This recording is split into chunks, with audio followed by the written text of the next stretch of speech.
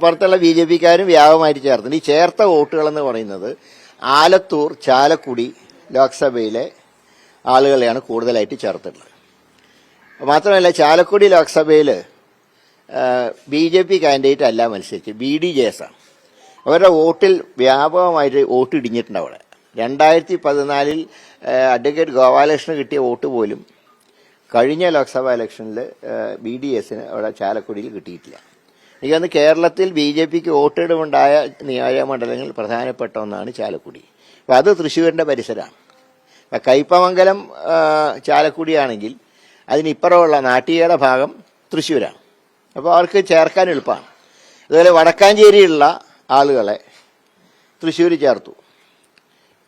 കാരണം തൃശ്ശൂർ കോർപ്പറേഷൻ്റെ അടുത്താണ് ആ പ്രദേശങ്ങളൊക്കെ. വടക്കാഞ്ചേരിയിൽ നിന്ന് തൃശ്ശൂരിലേക്ക് അടുത്ത ബോർഡറാണല്ലോ. മുളകുന്താവിടുള്ള വോട്ടർമാരെ ഇങ്ങോട്ട് ചേർത്തിട്ടുണ്ട്. അപ്പോൾ അങ്ങനെയൊക്കെ വോട്ട് ചേർക്കാൻ അവർക്ക് എളുപ്പമായിരുന്നു. അതും മാത്രമല്ല, ഇപ്പോൾ ഒരു കാര്യം ഈ ഇലക്ഷനോടെ നമ്മൾ മനസ്സിലാക്കേണ്ടത്, ഈ ഫ്ലാറ്റുകളെ ഇനി സാമ്രാജ്യങ്ങളായിട്ട് കണക്കാക്കരുത്. വോട്ടർമാരെ തേടി പാർട്ടി സ്ഥാനാർത്ഥികളുടെ ആളുകൾ സ്ക്വാഡ് ചെല്ലുമ്പോൾ ഇങ്ങോട്ട് കയറണ്ടെന്ന് പറഞ്ഞ് വാതിൽ കൊട്ടിയടയ്ക്കുന്ന ഏർപ്പാട് ഇനി മുതൽ നടപ്പിക്കില്ല.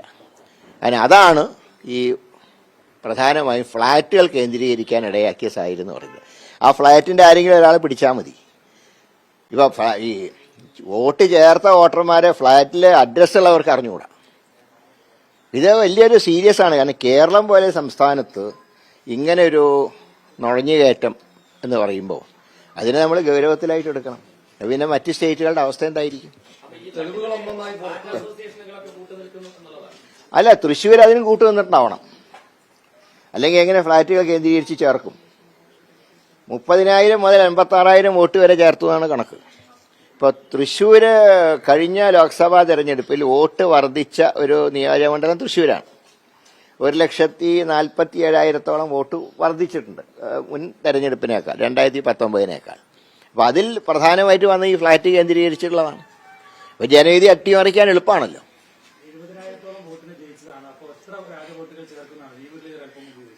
അല്ല, ഈ വോട്ട് ചേർത്തു കള്ളത്തരം കാണിച്ചു എന്നുള്ളത് വ്യക്തമായ സാഹചര്യത്തിൽ ഒരു ധാർമ്മികമായിട്ട് രാജിവെക്കുന്നതാണ് നല്ലതെന്നേ പറയുന്നത്. രാജിവെക്കണമെന്ന് ഞാൻ പറയുന്നില്ല. കാരണം അദ്ദേഹം കൂടുതൽ കാലം MP ആയിട്ട് ഇരുന്നാൽ അത്രയും UDFന് നല്ലതാണ്. കാരണം അദ്ദേഹം ജയിച്ചുകൊണ്ട് മാത്രം ഒരു BJP സ്ഥാനാർത്ഥി ഇനി തൃശ്ശൂർ ജയിക്കാത്ത അവസ്ഥ ഉണ്ടായിട്ടുണ്ട്. അതൊരു നല്ല കാര്യമാണ്.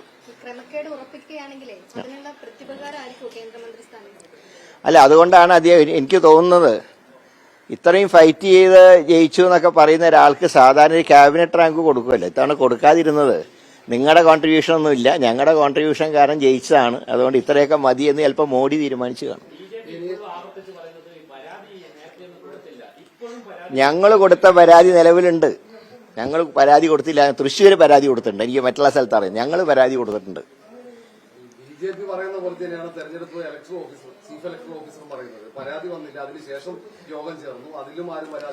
പരാതി ഇലക്ഷന് മുമ്പ് തന്നെ പരാതി കൊടുത്തല്ലോ.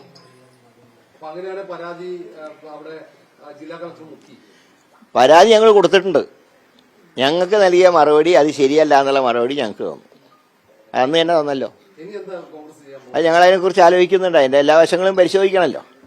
മാത്രമല്ല, ഇതുകൊണ്ടുണ്ടായൊരു മെച്ചമെന്ന് പറയുന്നത്, ഈ ഇന്നിപ്പോൾ ഇന്ത്യയിലുണ്ടായ ഈ സംഭവവികാസങ്ങളുടെ ഒരു പ്രധാനപ്പെട്ട ഒരു മെച്ചമായിട്ട് ഞാൻ കാണുന്നത്, ഇത് ഭാവിയിൽ ആവർത്തിക്കാത്തൊരു സാഹചര്യം ഉണ്ടാക്കും.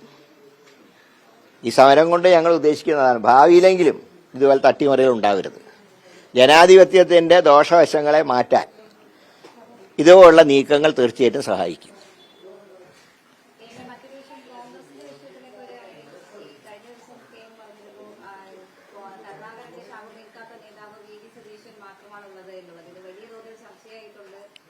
അതൊന്നും ചർച്ച ചെയ്യേണ്ട ആവശ്യമില്ല. VD സതീശന് ശാപം ഇല്ല, അതിൽ അത്ര ചർച്ചയാക്കേണ്ട കാര്യമൊന്നുമില്ല.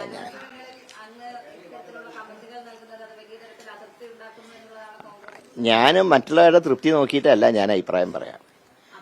ഞാൻ പറയുന്ന അഭിപ്രായങ്ങൾ ഒരിക്കലും പാർട്ടിക്ക് ദോഷകരമായിട്ട് വരില്ല.